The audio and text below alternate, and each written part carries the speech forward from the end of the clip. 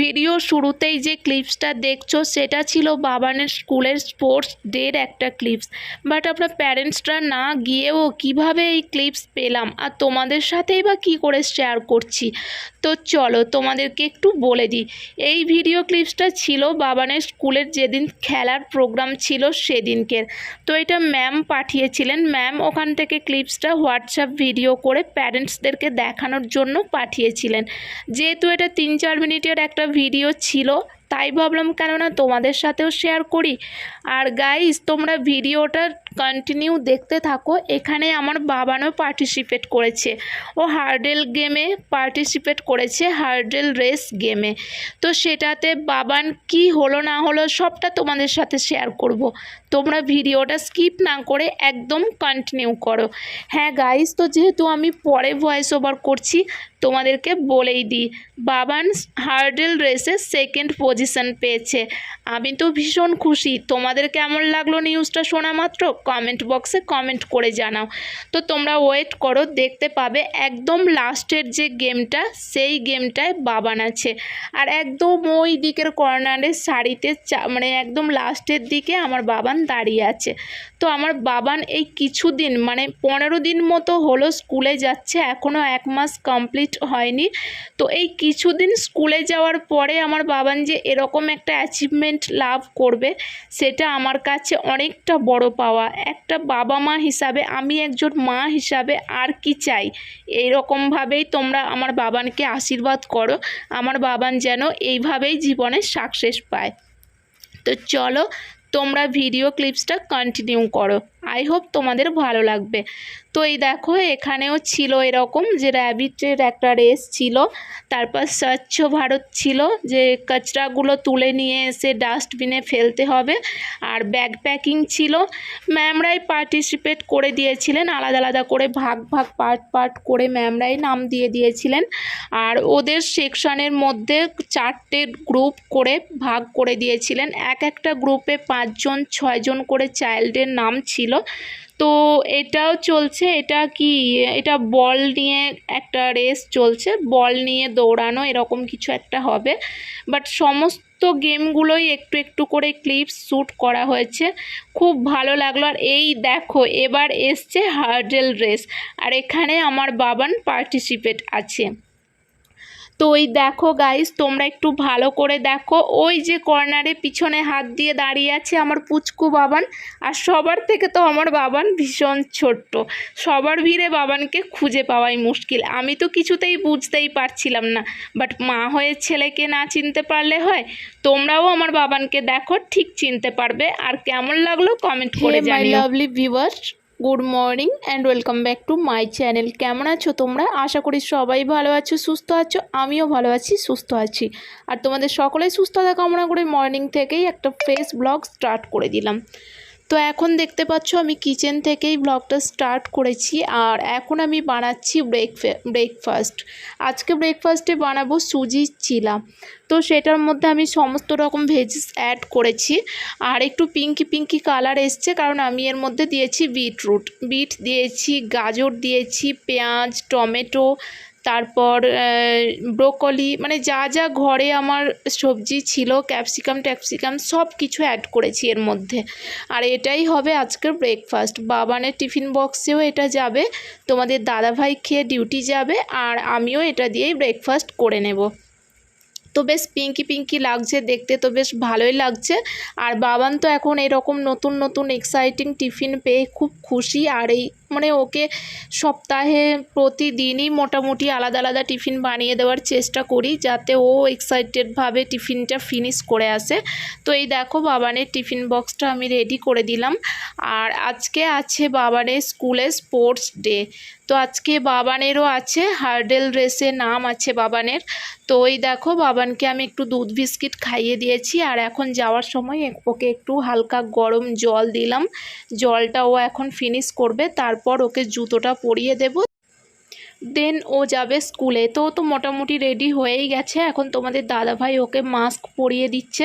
আর ভীষণ ঠান্ডা, যেহেতু ও বাড়ি থেকে আসার পরে দুটো হাওয়া জল চেঞ্জ হয়েছে, তো সেই জন্য সেই থেকে যে সর্দিটা লেগেছে, তারপর থেকেই বাবানের স্কুল জার্নি স্টার্ট হয়েছে। তো এখন বাবান স্কুলে যায়, কিছুদিন ওর পাপার সাথে বাইকে যেত আর এখন গাড়িতে যাচ্ছে। তো ওই যে মর্নিংয়ের যে হাওয়াটা, সেই জন্য একটু ঠান্ডা লেগে গেছে বাবানের, ঠান্ডাটা কমেনি। তো তারপর বাবান ওর পাপার সাথে চলে গেল স্কুলে। ওর পাপা ওকে গাড়িতে তুলিয়ে দিয়ে ওর পাপা ডিউটিতে চলে যাবে আর বাবান যাবে স্কুলে। তো এই 7:30 মানে সকাল সকাল উঠেছি 6টার সময়, 7:30 পর্যন্ত গেল ওদের দুজনকে খাইয়ে দাইয়ে ওদের কাজে পাঠানো। তারপর শুরু হবে আমার সারাদিনের ভাগাদৌড় জার্নি। তো আমি সকালবেলায় উঠে তারপর ফ্রেশ হয়ে মোটামুটি কাজে লেগে গেছিলাম। তো এখন দেখতেই পাচ্ছ যে এই যে কাঁচাকুচো তো কোনো দিনও কামাই নেই, রোজেরই কিছু না কিছু ধোয়া আছে। আর এখনও ওয়াশিং মেশিনটা আমার সেট করা হয়নি, জানি না কবে ওয়াশিং মেশিনটা সেট হবে। ঘরে ওয়াশিং মেশিনটা ধূমকেতুর মতো পড়ে রয়েছে, বাট আমাকে রোজ এই ঠান্ডার মধ্যে হাতে করে জিনিসগুলো কাচতে হচ্ছে। তো সেটা কোনো ব্যাপার না, কাচতে আমার খুব একটা অসুবিধা হয় না, আমি কেচেই নিচ্ছি। আর এখানে যেহেতু জলের সার্ভিস আছে ভালো, জলের কোনো প্রবলেম নেই, তো আর কোনো কিছুতেই প্রবলেম নেই। আমি যখন শিলিগুড়িতে ছিলাম ওখানে জলের প্রবলেমটা একটু বেশি ছিল, টেনে টুনে কাজ চালাতে হতো, জলটা সাফিসিয়েন্ট ছিল না। তার জন্য আমি এক্সট্রা জল স্টোর করে রাখার জন্য একটা ট্যাঙ্কও নিয়ে গেছিলাম 200 লিটারের। বাট এখানে ওরকম কোনো ব্যাপার না, হিউজ জল আছে, বাট নর্মাল যেটা দরকার সেরকমই ইউজ করি। তো কাচাকুচো কোনো অসুবিধা হয় না, করে নিচ্ছি। তো এগুলো ঝটপট করে আমি এখন সার্ফে মাখিয়ে দিচ্ছি, তারপর একটু ভিজলে নেব এগুলো কেচে।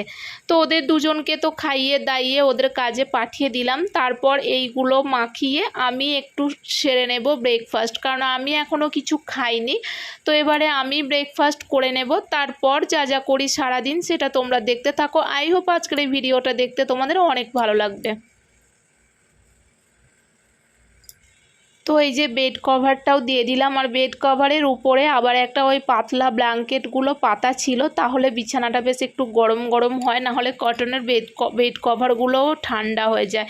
তারপর এগুলো নিয়ে যাচ্ছি আমি কোথায় বলো তো, একটু ছাদে যাব। ছাদে যেহেতু এত সুন্দর জায়গা দেখে এসছি, তাই ভাবলাম যে এই ব্যালকনিতে না ঠিকঠাকভাবে রোদ্দুরটা আসছে না, তাই এই যে ছাদে উঠতে মানে প্রতিটা তলায় যে ছাদে ওঠার মতো যে সিঁড়ির ধাপে ধাপে এরকম করা আছে, তো একটু ঝুল বারান্দা মতো করা আছে, সেখানে দেখলাম খুব সুন্দর রোদ আসছে। আর এটা আমাদের কোয়ার্টারের পিছন দিকে, তো সেই জন্য ভাবলাম কেননা এখানে আজকে সব কিছু রোদে দিই। তাই আমি রোদটা দেখে আর লোভ সামলাতে পারলাম না, বিছানায় মানে খাটের মধ্যে যা যা পাতা ছিল, লেপ কাঁথা যা যাবতীয় ছিল সমস্ত কিছু ধুয়ে কেচে রোদে দিয়ে দিয়েছি। আর লেপটাকে দিয়েছি রোদ দেখাতে, ব্ল্যাঙ্কেটটাকেও দিয়ে দিয়েছি রোদে। আমি না রোদ দেখলে লোভ সামলাতে পারি না, কি রোদে দেবো এরকম একটা ব্যাপার থাকে।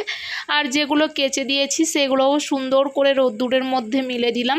তারপর এখন এখানে মোটামুটি সেই 4টে 4:30 পর্যন্ত রোদ্দুর থাকবে, ততক্ষণ পর্যন্ত আমার জিনিসগুলো একদম শুকিয়ে যাবে।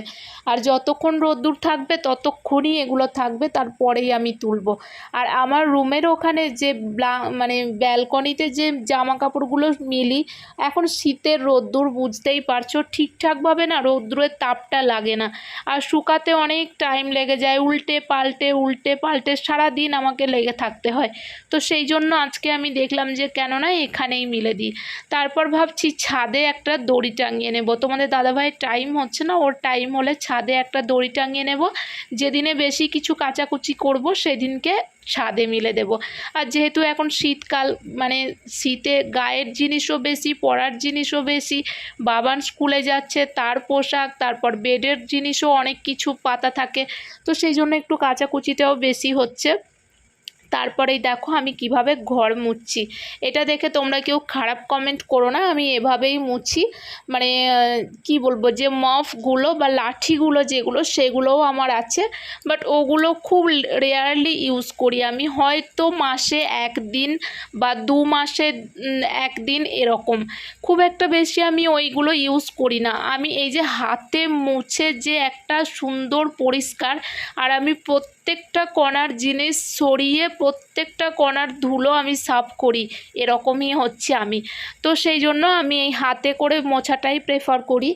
আর ওই যে বললাম এখনও ফার্নিচার দেয়নি, সমস্ত রুমের জিনিস এখনও আসেনি, তাই জন্য একটু এখনও অগোছালো হয়েই পড়ে আছে।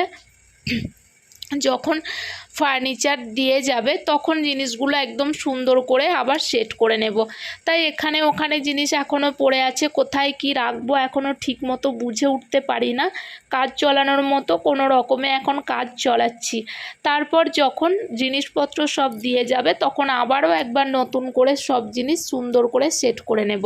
তো আমি এইভাবেই দেখলে দুটো রুম, ব্যালকনি, বারান্দা, ডাইনিং, এই গলিটা সমস্ত কিছু মুছে নিচ্ছি হাতে করে। আর প্রতিটা কণা আমি সুন্দর করে মুছে নিচ্ছি। আর কিচেনটা আমি রান্না করার পরেই কিচেনটা সার্ফ দিয়ে মুছে নিয়েছিলাম, আর তারপর এগুলো ডেটল আর ফিনাইল দিয়ে মুছলাম। তো তারপর আমি চলে গেলাম বাথরুমে স্নান করতে। বাট তোমরা ভাববে যে এই ঠান্ডার মধ্যে কি করে আমি শাওয়ার চালিয়ে স্নান করছি। না গাইস, এখানে স্নান করাটা ভীষণ মজার ব্যাপার। যে গিজার আছে, গিজারে তো মানে সমস্ত জায়গার সাথে গিজার লাইন করা আছে গরম জলের। তো কিচেন থেকে শুরু করে বাথরুম, বেসিন, ওয়াশিং মেশিন, তারপর ওয়াশরুম, সমস্ত জায়গায় যেখানে যেখানে নল আছে, যেখানে যেখানে জলের কল আছে, সেখানে সেখানে গিজারের সাথে জল অ্যাভেলেবেল আছে। তাই সমস্ত জায়গাতেই গরম জল, বাস একটু মনে করে গিজারটা অন করে দাও আর গরম জল নিয়েই কাজ করো। তো সেই জন্য সকাল সকাল উঠে কাজ করতে খুব একটা প্রবলেম হয় না, যেহেতু আমি সকালবেলায় উঠেই কিচেনে গরম জল পেয়ে যাই কাজ করার জন্য।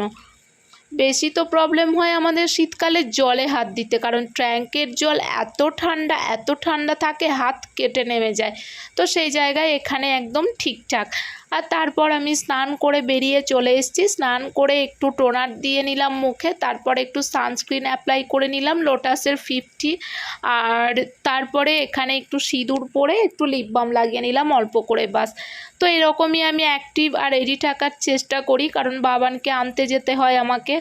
আর এখন যেহেতু শীতের রোদ্দুর, কখনো নিচে গেলাম, কখনো বাবান সাইকেলিং করতে যায়, তারপর আমি একটু ঠাকুরের কাছে পুজো দিয়ে নিলাম। ওই যে বললাম এখনও ঠিকঠাকভাবে সেট হয়ে উঠতে পারিনি। আগে কি কি ফার্নিচার দেয় দেখব, তারপর সব কিছু নতুন করে আবার সেট করব। তো সেই জন্য এখন মোটামুটি কাজ চলার মতোই রেখেছি। তারপর সব কিছু রোদ্দুর থেকে তুলে নিয়ে এসে আমি বিছানাটা একদম সুন্দর করে সেট করে নিলাম। আর এর উপরে ভাবছি আবারও ওই পাতলা ব্ল্যাঙ্কেটটা দিয়ে দেবো, তাহলে না একটা গরম গরম ফিল হয় বেডটা। আর যেহেতু রুমে হিটার চলে, তো ব্ল্যাঙ্কেটটা খুব তাড়াতাড়ি গরম হয়ে যায়, একটা গরম গরম ফিল দেয়, শুতে বেশ মজা লাগে। তাই এর উপরে ব্ল্যাঙ্কেটটা বিছিয়েই দেবো। তো এই দেখো আমি বেডটাকে সুন্দর করে সেট করে নিয়েছি। আর তারপর কি করি না করি সেগুলোও তোমরা দেখতে থাকো। তারপর যাব বিকেলে একটু নিচে। আর আমি একটু রেডি হয়ে গেছি। বাবান এখনো ঘুমাচ্ছে, অনেকক্ষণ থেকে ডাকছি বাট ওকে তুলতে পারছি না ঘুম থেকে। তো উঠলেই একটু যাব নিচে, একটু ঘুরতে যাব। তো সেই জন্য আমি রেডিও হয়ে গেছি। তো এখন আমি চলে এসেছি ব্যালকনিতে। আর এখনো এখানে রোদ্দুর, এখনো পর্যন্ত সূর্য ডোবেনি। বাট এখন কটা বাজে? 4:30। হ্যাঁ 4:30 বাজে। এখন কোথায়, এখনো 2 ঘন্টা বেলা রয়েছে এখানে। তো সেই জন্য একটু ব্যালকনিতে বসে আছি, এখন কি করব, কাজ নেই। বাবানকে ডাকছি, কিছুতেই ঘুম থেকে উঠছে না। ও উঠলেই নিচে যাব একটু ঘুরতে।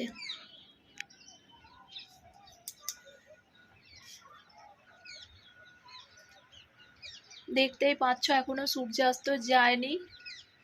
ওয়েদার দেখলেই তোমরা বুঝতে পারবে। চারিদিকে কি সুন্দর পাখি ডাকছে, তাই আমি এসে একটু ব্যালকনিতে বসলাম। তারপর আমাদের ঘোরা কমপ্লিট আর চলে এসেছি রুমে। তারপর এখানে বাবান ডিমান্ড করলো একটু পাঁপড় ভাজা খাবে, যেহেতু দুধ খেয়ে বেরিয়েছিল, একটু ঘুরে এসছে, অনেকক্ষণ খেলাধুলো করেছে। তো সেই জন্য এখন ওকে স্ন্যাক্সে আমি একটু পাঁপড় ভেজে দিয়েছি। আর এই যে আলুর চিপসের মতো পাঁপড়গুলো ক্যান্টিন থেকে কিনে নিয়ে এসেছিলাম, দারুণ টেস্টি ছিল পাঁপড়টা, আমিও খেলাম। আর এখানে রয়েছে মানে বাবানের জন্য একটু গ্রেপসের রিয়েল ফ্রুট জুস। তো বাস আজকের মতো ভিডিওটা এই পর্যন্তই রাখছি। দেখা হবে আবার নতুন কোনো ভিডিওতে। ততক্ষণ পর্যন্ত তোমরা ভালো থেকো, সুস্থ থেকো। Love you all, tata. যারা আমার চ্যানেলটা এখনও সাবস্ক্রাইব করোনি কি ভাবছো, যাও আর ঝটপট আমার চ্যানেলটা সাবস্ক্রাইব করে পাশে থাকা বেল বাটনটিও অন করে নাও।